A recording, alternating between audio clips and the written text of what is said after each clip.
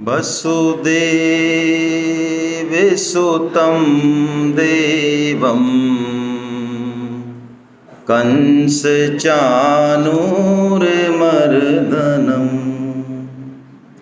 देवकी परमानंदं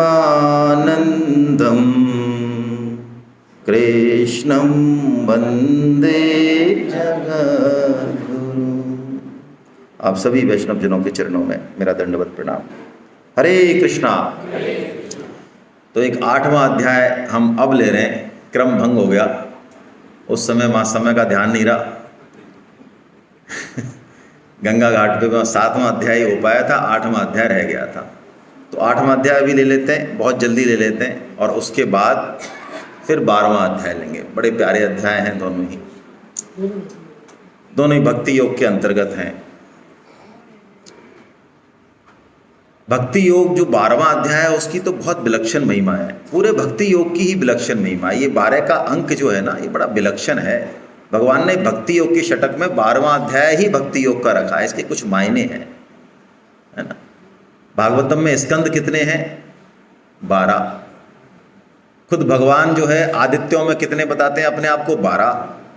और 12 में भी सबसे जो प्रमुख बताते हैं उसमें 52 भगवान, वो 12वें ही हैं, है? तो ये अक्षर ब्रह्म योग इस अध्याय का नाम है, 8वें का। भगवान ने 7वें अध्याय में ज्ञान विज्ञान योग नाम से चर्चा शुरू की, और भगवान ने एक व्रत लिया, संकल्प लिया शुरू में, जो गीता की बड़ी एक जबरदस्त अवधारणा है, बहुत बृहद अवधारणा है। भगवान कह रहे हैं मैं ज्ञान विज्ञान सहित कहूंगा तुझे, यानी ज्ञानी ज्ञान नहीं कहूंगा, मैं विज्ञान के सहित कहूंगा। ज्ञान और विज्ञान में क्या फर्क है?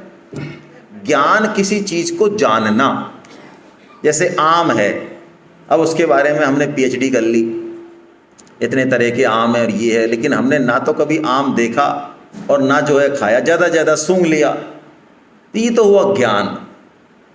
और विज्ञान क्या है?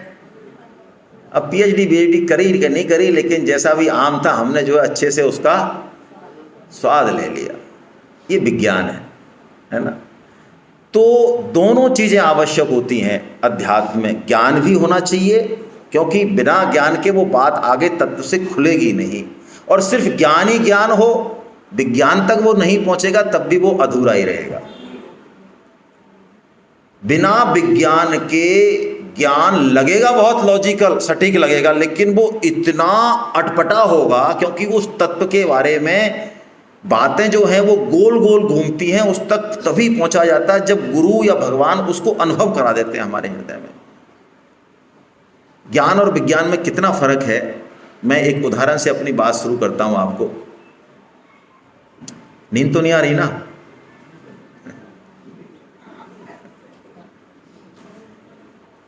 एक सेठ जी के यहाँ बड़ा भंडारा था, तो उन्होंने ऐसे ही बनाया जैसे हमारे यहाँ बनता है, हलवा बना दिया उन्होंने, खीर बना दी, कई मालपुए रबड़ी के बना दिए। तो लोग आराम से बढ़िया 4-4 5-5 प्लेट खा के पेट पे हाथ फेरते हुए निकल रहे थे। तो रास्ते में प्रशंसा करते रहे थे। तो एक सूरदास जी थे, भिखारी थे, वो सूरदास थे, मतलब आंखों से नहीं था।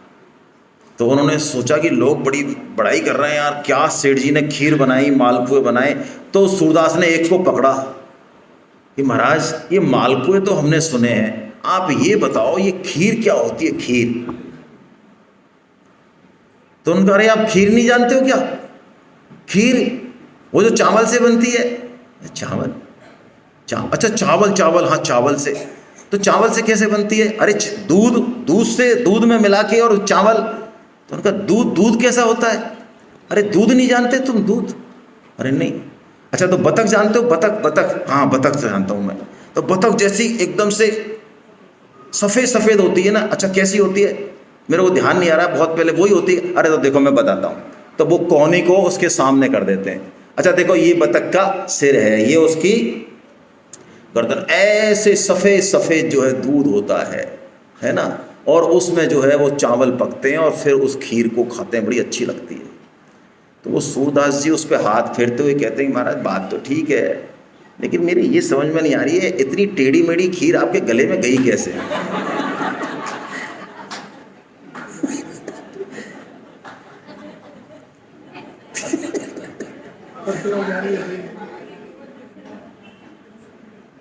ये जिनको गुरु कृपा नहीं मिलेगी, जो भगवान का आश्रय नहीं लेंगे, वो शास्त्रों के श्लोक को कंठस्थ करते हुए भी उनकी यही दशा होने वाली है।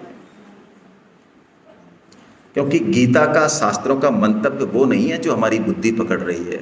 मंतव्य कुछ गहरे हैं भाई, कुछ गहराई है। इसका मतलब ये नहीं है कि पढ़ना बेकार है, श्लोक याद करना, उल्टा भी दिमाग मत लगा लेना। अब बिल्कुल ही पीएचडी करने मत पहुंच जाना कि भाई साहब एलकेजी में एडमिशन ले लो आप गीता क्लास। अरे इनमें कुछ नहीं रखा है भाई साहब, अनुभव में रखा, अनुभव। हम सीधे पीएचडी करेंगे तो पीएचडी भी ऐसे नहीं होती भाई, वो चलती एलकेजी से ही है। तो भगवान कह रहे हैं कि मैं इस ज्ञान को विज्ञान सहित कहूंगा और अपना समग्र रूप बताऊंगा तुझे। समग्र मतलब भगवान को किसी एक उसमें रूप में या आकार में हम बांधें, ये हमारी सबसे बड़ी गलतफहमी है। भगवान ने कहा ये इतना ब्रॉड कंसेप्ट है, ये इतना बृहद विषय है कि कोई लाखों में से, करोड़ों में से कोई एक मुझे जान पाता है। किसको? इस समग्र रूप को। मुझे तो जान जाता है, लेकिन भैया जितना मैं जाना जाता हूं, मैं क्या उतना ही हूं क्या? नहीं, मैं उतना नहीं हूं। अरे हम पहाड़ को देख रहे हैं, हमें लग रहा है पहाड़ ऐसा है, लेकिन जब हम पहाड़ की चोटी पे पहुंचेंगे तो हमें पता चलेगा ये पहाड़ चारों तरफ से कैसा है। अभी जो हम देख रहे हैं वो बहुत सीमित चीज है। ऐसे ही भगवान के अनंत ऐश्वर्य हैं, अनंत रूप और गुण हैं। उस पूरे, सगुण हो, निर्गुण हो, साकार हो, निराकार हो, भगवान कह रहे हैं मैं उसे पूरी तरह से बताऊंगा और ऐसे बताऊंगा कि उसको जानने के बाद तुझे जानने लायक कुछ शेष रहेगा ही नहीं। ऐसे बताऊंगा मैं तेरे को। ऐसे कौन बता सकता है भाई? अरे भगवान ही बता सकते हैं, और कौन बताएगा? माँ के बारे में बच्चा बता पाएगा या माँ बता पाएगी पूरी तरह से?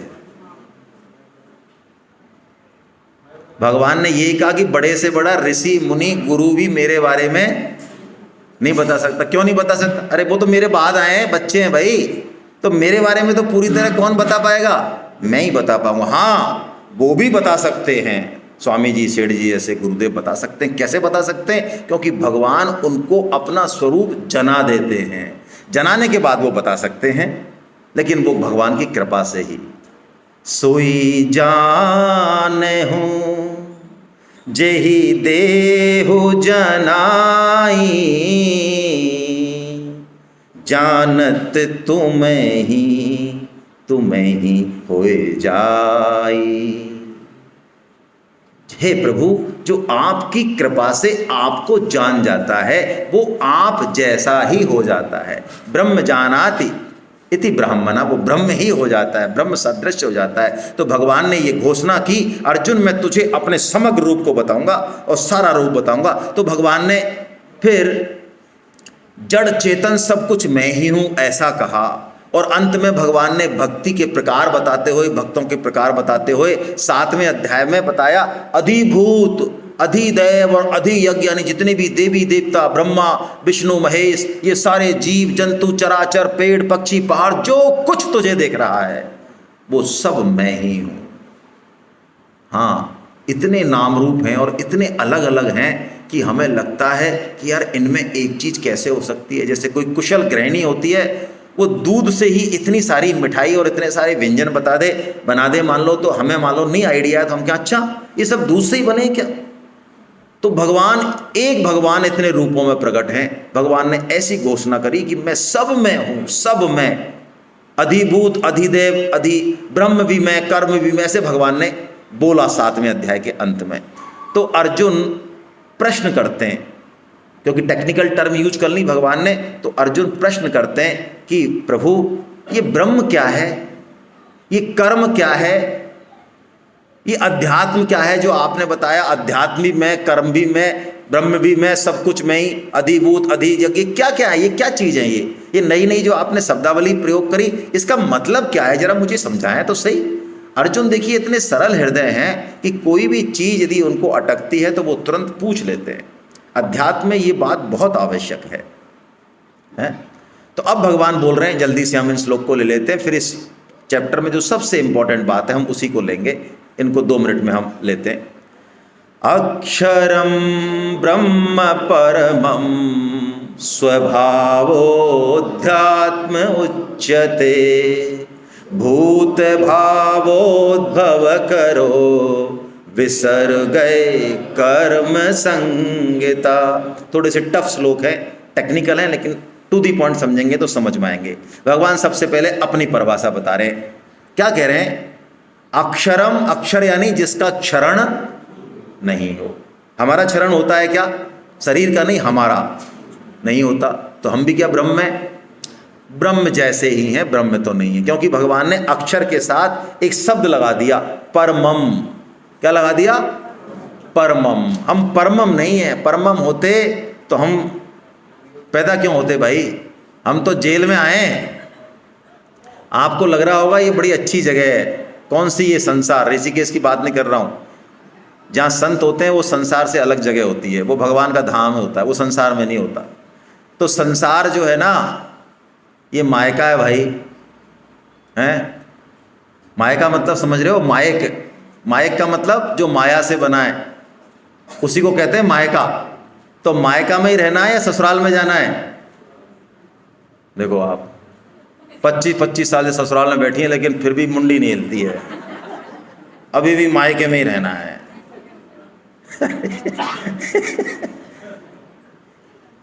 अरे भाई, हमारा असली घर कौन सा है? अभी भी आवाज नहीं आएगी। अरे बहुत तगड़ा मामला भाई।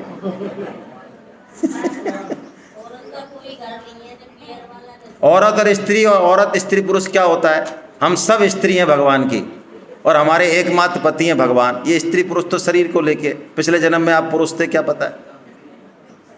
हम सब स्त्री हैं, और इसीलिए स्त्री को भगवान के पास जाना बहुत आसान रहता है, क्योंकि स्त्री रूप में उसको पति मानने की, किसी न किसी को अपना नाथ मानने की, उसमें श्रद्धा भाव, उसमें सरलता होती है।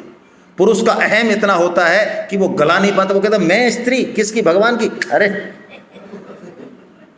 इसलिए पुरुष को कहते हैं तू मत जा श्रद्धा भाव से, तेरी नहीं पड़ेगी पार, तू इधर इधर ठोकर खा, ज्ञान मार्ग में ठोकर खा तू। अब स्त्री कहती है हमें तो कुछ नहीं आता साहब। कौन है? अच्छा ये है क्या? हाँ तो ठीक है महाराज, हम इसको मान लेंगे। देखो ऐसे निकल जाती हैं, यों ऐसे चुटकी में निकलती हैं ऐसे। अरे श्रद्धा मजबूत हो तो भगवान की हिम्मत है क्या? भगवान ढूंढते हुए आते हैं। श्री राम अवतार में जो अपने मुख्य कार्य गिनाते हैं भगवान श्री राम, वो ये कहते हैं कि मैं सबरी से मिलने आया हूं, सबरी से। हम कहते हैं वो रावण से आए हैं। रावण? अरे रावण कौन मूर्ख कहता है कि मैं रावण का वध करने आया हूं? जग में हूं सखा निशाचर जेते, लक्ष्मण हन हूं निमिष महु तेते। एक क्षण के भी यदि टुकड़े करें उतने में तो ये लक्ष्मण मेरा छोटा भाई ये सारे संसार के निशाचरों को खत्म कर सकता है। मैं रावण को मारने आया? किसने कह दिया? अरे मैं सबरी के बेर खाने, उसके प्रेम का भोग लगाने आया हूं भाई। मेरे जन्म की सार्थकता ही इसी में है। ये श्रद्धा भाव है, इससे चला जाता है आदमी बहुत आसानी से। अक्षरम, हाँ तो बात हो रही थी मायके की। तो हमारा असली घर भैया ससुराल है, पति का घर हमारा असली घर है। मानो चाहे मत मानो, आप मत मानोगे तो अभी क्या होगा? जाना पड़ेगा। हैं? क्या रह सकते हो यहाँ? कैसे रह सकते हैं बताओ? जाना पड़ेगा भाई। तो जाने की तैयारी कर लेना हम पहले अच्छी, फिर जब पति के घर जाना है थोड़ा सजा, थोड़ी श्रृंगार विंगार करके, कुछ आभूषण लेके अच्छे मन से जाएं। भगवान वही बताएंगे 12वें अध्याय में कि तुम्हें यदि अपने प्रियतम के घर जाना है, प्रियतम से मिलने की यदि इच्छा है, तो थोड़ा सा सज धज के जाओ ना। ये भक्ति श्रृंगार ही तो है, आभूषण ही तो है हमारे हृदय का, हमारे भावों का है। तो अक्षरम ब्रह्म परमम, भगवान ने कहा जिसका क्षरण नहीं होता, लेकिन जो परम है, जो जेल में अपने कर्मों से नहीं आया, वो ब्रह्म है। वो ब्रह्म जो सब जगह व्याप्त है, हम सब भी उसी के अंश हैं। और भगवान कह रहे हैं स्वभावो अध्यात्म उच्चते। देखिए अध्यात्म का मतलब क्या है? आदि आत्मा, स्वभाव है ये कोई बाहर से लाई हुई चीज नहीं है। मैं चाहूं कि मैं गीता नहीं पढ़ूं, मैं अध्यात्म नहीं पढ़ूं, मैं पूरी पढ़ना ही पड़ेगा, जानना ही पड़ेगा, बाय डिफॉल्ट है हमारे अंदर। अरे भाई अग्नि कहीं भी हो जाएगी सूर्य की तरफ, ऊपर ही जाएगी। जल कहीं भी हो समुद्र की तरफ जाएगा, उसकी ताकत नहीं है भाई। वो पहाड़ पे चढ़ जाए भले ही, तो भी वो बाप बन के अल्टीमेटली गिरेगा समुद्र में ही। स्वभाव है हमारा, यानी हम जो हैं वो भगवान के अंश हैं। तो हम कौन हैं और क्या हमारी गति है, ये जानना अध्यात्म है। असली चीज ये है, अपने बारे में जानना, अपने आप को जानना, अपनी पढ़ाई करना, हमारा उनसे क्या संबंध है ये है असली पढ़ाई, ये असली ज्ञान है। भगवान कह रहे स्वभावो अध्यात्म उच्यते। ये अध्यात्म हमारा होनापन, हम जो हैं वो भगवान के अंश हैं। और भूत भावो उद्भव करो। उद्भव यानी पैदा करना, भूतों का भाव उद्भव करना, यानी जो हम भगवान के अंश हैं और जो हम ये जीव बन गए, भूत बन गए। भूत शब्द है, भूत का मतलब वो वाला भूत नहीं है डराने वाला, डर मत जाना आप। भूत भाव, भूत का मतलब प्राणी से है, तो भूत भाव उद्भव करो। देखिए थोड़ा टेक्निकल है। जब महाप्रलय होती है तो हम सब अपने अपने कर्मों के संस्कार लेके भगवान के सूक्ष्म शरीर में निश्चेष्ट पड़े रहते हैं। वहाँ पे कर्म नाम की कोई चिड़िया नहीं होती, कर्म होता ही नहीं है। ये स्थिति हमारी बुद्धि से परे की चीज़ है। अभी हम सोच नहीं सकते कि कर्म कैसे नहीं होगा, क्योंकि अभी तो इस संसार में तो कर्म ना हो ये संभव नहीं है। भगवान ने 3.5 में बोल दिया कि किसी भी योनि में किसी भी क्षण तू कर्म ना करे, ये संभव ही नहीं है। कर्म तुझे करना ही पड़ेगा। तू सोएगा तो कर्म, समाधि लगाएगा तो कर्म, तू कोई कर्म नहीं करेगा तो ये भी एक तो कर्म है कि मैं कोई कर्म नहीं कर रहा हूं। तो कर्म तो करना है, लेकिन असली कर्म जो पहला कर्म है, आदि कर्म जो है वो भगवान स्वयं करते हैं। क्या करते हैं? वो जब महाप्रलय का समय खत्म होता है तब भगवान जीवों को उनके कर्म संस्कार के अनुसार जो है वो उनका अगली गति डिसाइड करते हैं कि इसको ये योनि मिलेगी। और ब्रह्मा जी को ऑर्डर देते हैं वारंट निकाल के कि अब तुम शरीरों की रचना कर दो, ये मैंने निकाल दिया ऑर्डर, तो बाकी सब फालतू काम तुम करो। अब ये है, ब्रह्मा जी अकेले कुछ नहीं कर सकते। आप सोचे ब्रह्मा जी सृष्टि करते हैं, लेकिन मूलभूत कमांड वहां से है। ब्रह्मा जी के पास कमांड नहीं है, ब्रह्मा जी के पास रॉ मटेरियल नहीं है कुछ भी। ब्रह्मा जी के पास ऑर्डर है, विधि है, रॉ मटेरियल है, तो ब्रह्मा जी उसको ये सारी सृष्टि की रचना करते हैं। वो आदि कर्म है। वो कहते हैं भगवान वो कर्म है जो मैं करता हूं, फिर कर्म परंपरा चल जाती है, फिर मनुष्य कर्म करने लगते हैं सारे प्राणी। और भगवान कहते हैं अधिभूतम क्षरो भावा। जो नष्ट हो रहा है, जो बदल रहा है, वो अधिभूत है। हम जो है पुरुष यानी प्रकृति और पुरुष, जड़ और चेतन, चेतन जो है वो अधिदैव है। ब्रह्मा जी, देवता सब अधिदैव है। और अधियज्ञ का मतलब है हमारे सबके हृदय में अंतर्यामी रूप से परमात्मा विराजमान है। भगवान विष्णु जो कण कण में है, जो व्यापक हैं, भगवान कहते हैं वो मैं हूँ, खुद मैं हूँ। हर आत्मा में मैं बैठा हूँ परमात्मा के रूप में। आत्मा का भी जो आत्मा है, आत्मा भी जहाँ से पावर ले रही है, वो परमात्मा मैं हूँ। ऐसा भगवान ने इन 6 टर्म को समझाया। अब अर्जुन का 7वां प्रश्न सबसे इंपॉर्टेंट है। भगवान ने 6 प्रश्नों के उत्तर तो 2 श्लोक में दे दिए, और 7वां प्रश्न इतना महत्वपूर्ण है कि अब भगवान पूरे अध्याय में उसका उत्तर देंगे। और यही हमारे काम का है भाई। यदि गीता में 3 दिन में भी कोई एक बात उठानी हो तो आप आज के दिन से उठाना, इस भक्ति योग से उठाना। ये ऐसी बात है जो भगवान अब जवाब दे रहे। क्या प्रश्न था अर्जुन का?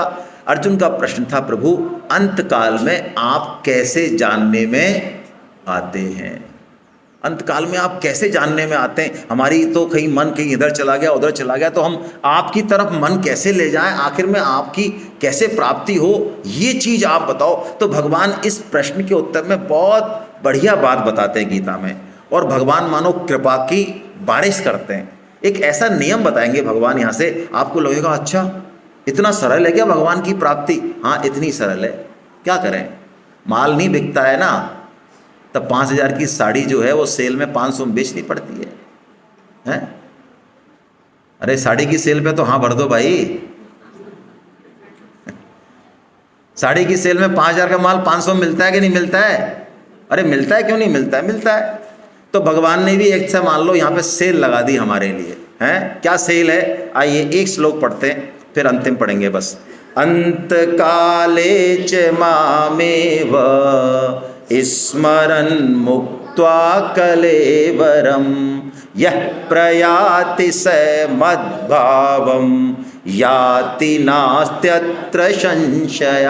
पहले तो भगवान बता रहे हैं कि अंत काल में जो कोई मेरा स्मरण करके कलेवरम यानी शरीर छोड़ेगा वो मुझको ही प्राप्त होगा, इसमें कोई संशय। इसलिए कहा भगवान ने हम कैलकुलेटर लेके बैठ जाते हैं। तो महाराज इसने तो एक भी गीता सेमिनार अटेंड नहीं करी और गीता क्लास में भी रजिस्ट्रेशन नहीं कराया। तो यदि अंतकाल में इसको आपका स्मरण हो रहा है तो इसको आप कैसे मिल रहे हो बताओ? मिलने तो हमको चाहिए हो ना पहले। और अभी तो हमने 2 ही काम बताए, हमारे पास लिस्ट बहुत लंबी चौड़ी है, हमारा पूरे सोसाइटी में नाम है। भगवान कहते हैं हम नहीं मिलते हैं भैया से। हमने नियम बना रखा है कि अंतकाल में जो हमारा स्मरण करेगा हम उसको मिल जाएंगे। तो फिर तो महाराज हम बावड़े ही रहे, मतलब हम लगे रहे फालतू ही। भाई अंतकाल में स्मरण से भगवान मिलते हैं और भगवान ने गारंटी और ठोक रहे हैं कि संशय मत करना, संशय मत करना। तो हमको नहीं करना चाहिए भाई। अब भगवान ने जब इतना कमांड दे रहे हैं तो फिर इसमें इफ एंड बट हटा देना चाहिए बिल्कुल। बुद्धि से कहते हैं चुप, बिल्कुल खबरदार। भगवान कह रहे हैं मिलेंगे तो मिलेंगे, बस खत्म कहानी। अब क्यों मिलेंगे, क्या कैलकुलेशन, वो छोड़ो। तो अब हमारे दिमाग में ये बात आ सकती है कि हम अंतकाल में भगवान को याद कर लेंगे। तो मेरे भाई अंतकाल का मतलब क्या है, पहले तो ये समझें। अंतकाल का मतलब क्या है भाई? देखिए स्वामी जी ने इसको बहुत अच्छे से खोला। हमारी बुद्धि में प्राय यही आता है, हमने भी गीता पढ़ी, हमने कहा अरे ये सही बता दिया भगवान ने यार, हैं अभी तो खाओ पियो मौज करो मित्रा, है ना। और जैसे ही अंतकाल आएगा खट एकदम जो है गीता को छाती पर रख लेंगे, राम राम राम राम करेंगे, हैं। क्योंकि उस समय जवान भी सही रहती है, गला भी सही रहता है, कान भी सही रहते हैं, आंख भी सही रहता है ना। अरे घर वाले चिल्लाते कान में, अरे तब तो और यहाँ से बोला नहीं जाता, कफ अलग आ रहा है, आँख फूट, क्या मतलब क्या दुर्दशा है भाई। देखो कहाँ भगवान का नाम है वहाँ है। अंतकाल का मतलब स्वामी जी ने समझाया, अरे जो अभी ये क्षण जो गया, ये क्षण जो गया इसका अंत तो अभी हो गया। हम 1 करोड़ रुपए दे देना, 1 करोड़ रुपए, तो एक क्षण को दोबारा नहीं खरीद सकते। और हमें नहीं पता कि अभी कितने क्षण बाकी हैं। वस्तुतः हमको श्वास अलॉटेड होती हैं, आयु अलॉटेड नहीं होती। और आप देखिए क्या वैज्ञानिक प्रक्रिया है कि जब आप काम और भोग में हम लोग लगते हैं तो श्वासों का क्षरण बहुत तेज गति से होता है, लेकिन जैसे ही आप निष्कामता की तरफ बढ़ेंगे, ये साइंटिफिक प्रूव हो गया। तब लोगों ने कहा अच्छा आपके शास्त्रों में लिखा है क्या ऐसा? जब आप बिल्कुल निष्कामता की, देने की, चेतनता के भाव में आएंगे, आपकी श्वास की प्रक्रिया बिल्कुल कम हो जाएगी। आपकी जो कोशिकाओं का जो पोषण है वो बेस्ट से बेस्ट होगा, खाने से नहीं होता। कुछ खाने के बाद कुछ साइको पावर होती है, कुछ मेंटल पावर होती है, उनसे होता है। तो अंतकाल का मतलब जो गया वो अंतकाल, इसको पकड़ा तो अंतकाल को पकड़ा, और इसको नहीं पकड़ा तो अंतकाल नहीं पकड़ सकते। बहुत गई थोड़ी रही नारायण अब चेत, और काल चिरैया चुग रही निस दिन आयु के। ये काल रूपी चिरैया हर क्षण को चुग रही है, एक एक दिन जा रहा है, पता नहीं कितने दिन बचे हैं। और मैं आपको बताऊं ये एक कटु सच्चाई है। हमारा अज्ञान मान लें, कुछ भी मान लें भाई, रोज हम मौत का तांडव देखते हैं, लेकिन फिर भी हमारी मदहोशी टूटती नहीं है। हम सब ये ऐसा भगवान का तो क्या माने, माया का विधान माने, हमारी अज्ञानता ही है। हम सबके भीतर है ये। रोज मौत का तांडव है, रोज समाचार हैं, रोज तीये की बैठकें अखबार में रोज पढ़ रहे हैं। और हम कितने ही साल के हो जाएं, चाहे 70 हो जाएं, 80 हो जाएं, 50 हो जाएं, 30 हो जाएं, 40 हो जाएं, बीमार हो नहीं हो, स्वस्थ हो, कैसे भी हो, कहीं न कहीं अंदर से ये पूरा विश्वास रहता है कि यार चाहे गए होंगे शर्मा जी, गए होंगे गुप्ता जी, लेकिन अभी हम जाने वाले नहीं। हमारे पास स्टाम्प रखा है भगवान का लिखा हुआ, मौत ठोक रखी है उसमें। परीक्षित के पास तो 7 दिन का था। ये जो मदहोशी है ना, ये हमको वो नहीं करने देती, वहां नहीं लगने देती जहां हमको लग जाना चाहिए तुरंत प्रभाव से। और भगवान ने एक बहुत गहरी बात बताई, अर्जुन अब समझ रूल नंबर 2, मेरा स्मरण हो गया वो तो ठीक है, लेकिन यदि मेरा स्मरण नहीं हुआ तो तो भगवान ने रूल नंबर 2 बताया, फिर जिसका स्मरण होगा तो उसी योनि को प्राप्त होगा, इसमें भी कोई संशय है। और स्मरण का विज्ञान ये है। देखिए गीता पढ़ना इसलिए जरूरी होता है। लोग कहते हैं हम अच्छे काम करते हैं, किसी को सताते नहीं, हम गीता क्यों पढ़ें? ठीक है, मत सताओ।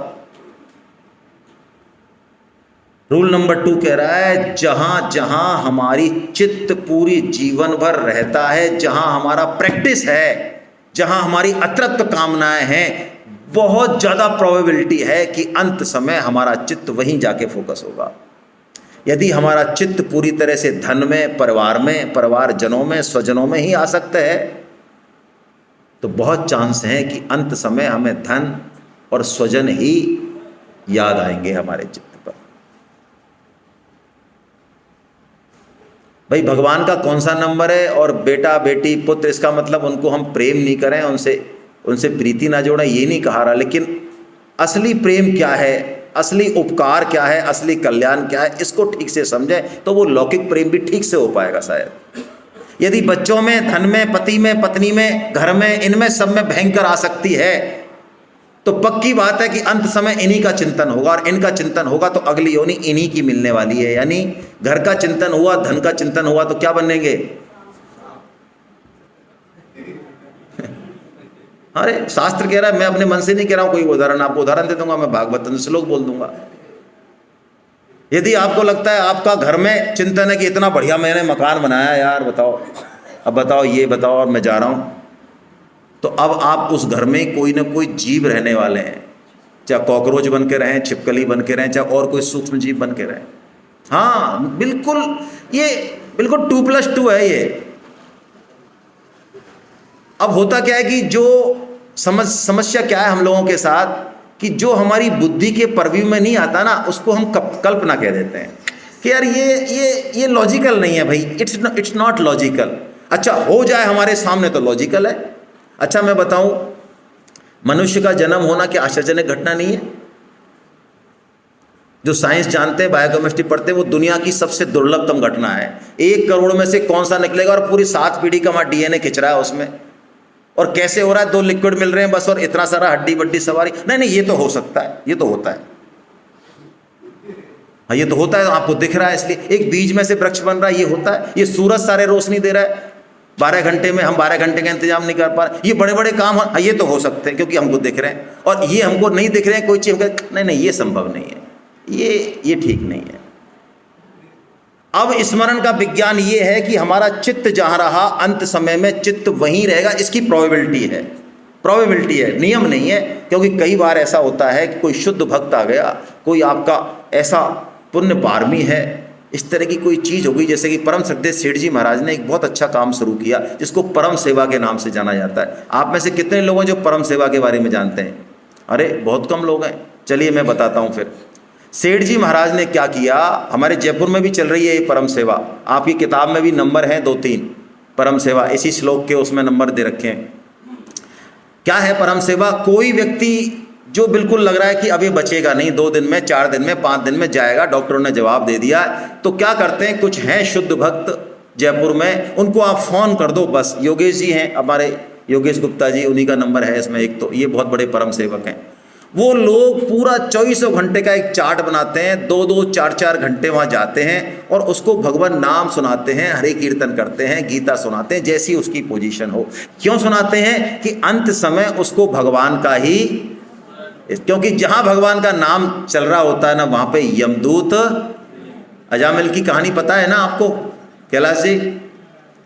अजामिल ने क्या किया था? अजामिल इतना बढ़िया पंडित था, लेकिन क्या हुआ, उसने जंगल में एक वैश्या को और एक उसको देख लिया, प्रेमी को। उसकी बुद्धि को काम ने मथ दिया, सारे शास्त्र विलोपित हो गए और उस वैश्या को घर ले आया वो। और उस वैश्या के 10वां बेटा होने वाला था, डकैती करने लग गया, लूटपाट करने लग गया। उसके घर में संत आए, तो संतों ने गांव में पूछा, बच्चे खेल रहे थे बाहर, कि यार कोई ढंग का सा आदमी है क्या, कोई भक्त यहाँ पे जो हम थोड़ा सा भोजन पालें। तो बच्चे थोड़े से मूड में थे, उन्होंने, वो अजामिल क्या करता, संत बनत आते तो उनको पीट पाट के उनका धन छीन लेता, और उन्होंने कहा एक बहुत बढ़िया भक्त है हमारे यहाँ अजामिल जी हैं, वो बढ़िया से आपकी खातिरदारी करेंगे। तो अजामिल क्या पहुंच गए संत बेचारे। अब वो अजामिल किस्मत से वहाँ था नहीं, वो लूटपाट करने का। तो उसकी पत्नी जो थी, उन्होंने कहा कि भैया हम हैं, तो उन्होंने कहा देखो महाराज मैं वैश्या हूँ, हालांकि अभी तो ग्रस्त हूँ, मेरा अन्न आप, मैं इतनी पतित नहीं हूँ। तो उसने अपने पैसों से किसी से कह के व्यवस्था करा दी खाने की, क्योंकि आप बनाओ और पाओ, मैं अपना अन्न नहीं दे पाऊंगी। तो जब अन्न पा लिया संतों ने, तो संतों का जो खिलाया हुआ अन्न है वो ऐसे नहीं जाता। संत आए, इतने में वो अजामिल आ गया। तो उन्होंने कहा संत आए, उनको जाओ ढोक दे के आओ। अरे काहे का ढोक वोक, कोई ढोक वोक नहीं। तो संत आए उन्होंने कहा महाराज आशीर्वाद अपने पास रखना, चवन्नी नहीं दूंगा मैं, ध्यान रखना, अभी बिना यहाँ से माल पत्ता लिए जा रहे हो, यही बहुत है। उन्होंने कहा हमें कुछ नहीं चाहिए भैया, हमारी एक बात तू मान सकता है क्या? कि पैसे नहीं दूंगा मैं। अरे कि पैसे नहीं, तू एक बात मान सकता है क्या? तेरी पत्नी के 10वां बेटा होने वाला है, हमारे कहने से तू इसका नाम नारायण रख दे। उसने कहा ये ठीक है, ये तो कर दूंगा, इसमें तो कोई पैसे नहीं लग रहे। अब आप देखिए संतों का आशीर्वाद कैसे होता है। वो पत्नी के साथ है, रात में दिन में, वो बच्चा अभी होने वाला है, वो उसको ऐसा मोह पड़ गया उस बच्चे में, पेट के पास कान ले जाता है, नारायण नारायण नारायण क्या कर रहा है बेटा। और जब पैदा हो गया तो इतना मोह हो गया, नारायण नारायण नारायण नारायण नारायण नारायण नारायण। अब उसके पाप क्षय हो रहे हैं।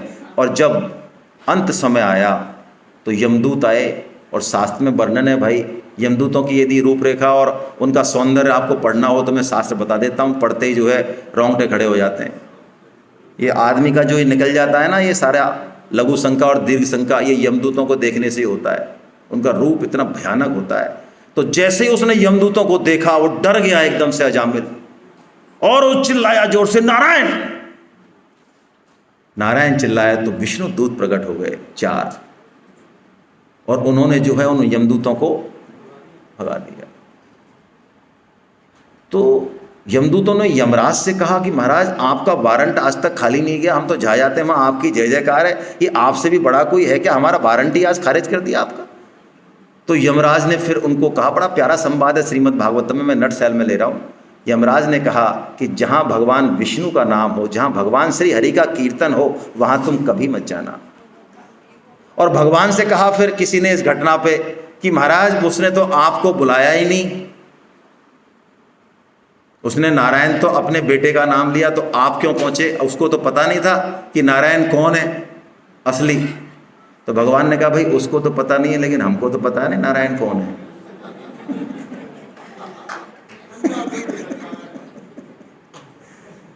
अंधाधुंध सरकार है, तुलसी भजो निसंग, रीझ है देव खीजय देव परम पद, और रीझ है देव लंक। ऐसा ये भाई अंधाधुंध सरकार है। ये विभीषण जो है वो भगवान के भक्त हैं, उनको तो क्या दे दिया उन्होंने? भगवान श्री राम लंका का राजा बना दिया। और रावण जो उनकी पत्नी को हरलाया, दुष्ट है, उसको उन्होंने परम पद दे दिया। ऐसे ही क्या करें, भगवान की लीला है। चलिए, तो अब हम अंत हमारे साथ ऐसा नहीं हो सकता, जरूरी नहीं है ऐसा अजामिल जैसा हो। तो भगवान अब हमको टेक्निक दे रहे हैं कि अंत समय हमें भगवान का स्मरण कैसे रहे।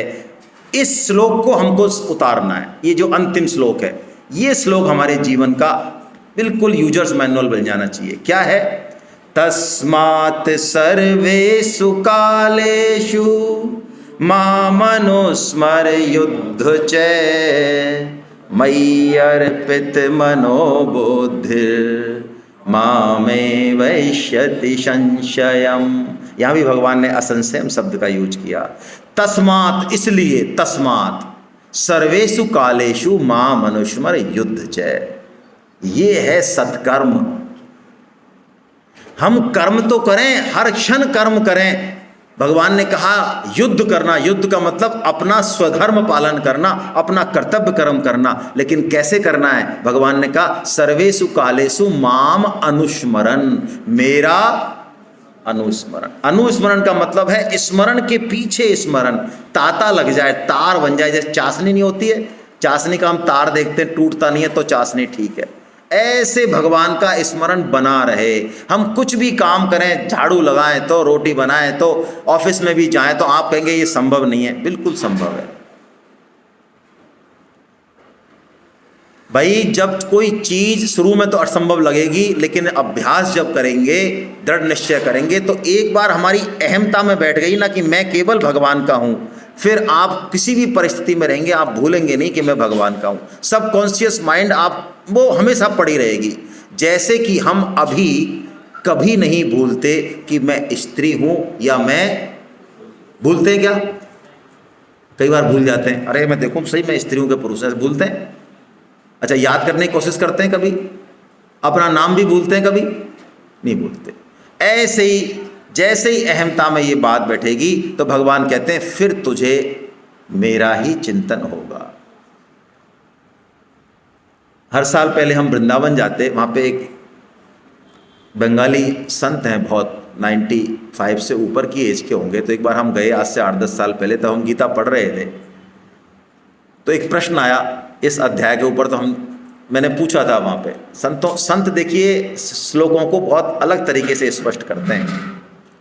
मैंने पूछा महाराज कोई प्रैक्टिस तो करे, माला करे, चलो ठीक है, भगवान का काम भी करे, प्रचार करे, भगवान जप कर रहा है, स्मरण कर रहा है, लेकिन अंत समय मान लो याद नहीं रहा, कुछ फंस गया मन इधर उधर, कोई कोमा में चला गया, कुछ एक्सीडेंट हो गया, कुछ नाम नहीं ले पा रहा है, कुछ और बात हो गई, जिब्या नहीं पर, जो भी है कुछ हो गया ऐसा, तो फिर क्या होगा? तो देखिए 120 के करीब लोग थे, सबका दिल उन्होंने ऐसा आप्लावित कर दिया। उन्होंने कहा जो अपनी सामर्थ्य भर से भगवान का नाम स्मरण करता है, भगवान की इस बात का पालन करता है, अंत समय में भगवान स्वयं, उनकी जिम्मेदारी है, वो स्वयं उसकी जीभ पे विराजमान हो जाते हैं, यदि हम पूरी तरह से इस बात का पालन करें तो। और भगवान ने यही बात कही, ये जो अनुस्मरण है इसी को अनन्य भक्ति कहते हैं। अनन्यता, अनन्यता बहुत विलक्षण चीज है। अनन्यता का मतलब है साधन सब कर रहे हैं, सबसे प्रेम से बोल रहे हैं, सबका सदुपयोग कर रहे हैं, गाड़ी घोड़ा घर सबका सदुपयोग कर रहे हैं, लेकिन आश्रय केवल और केवल भगवान का है। ये अनन्यता है। और जहां भी भगवान ने अपनी प्राप्ति की बात बताई गीता में, वहां पर भगवान ने इस अनन्यता शब्द को कहा ही है। ठीक है, हरे कृष्णा हरे कृष्णा। अब कोई मन में आपके में प्रश्न हो तो बताएं, नहीं तो हम अगले चैप्टर पे चलते, 12वें पे।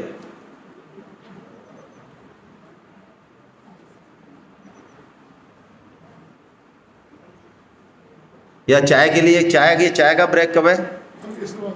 इसी के बाद है?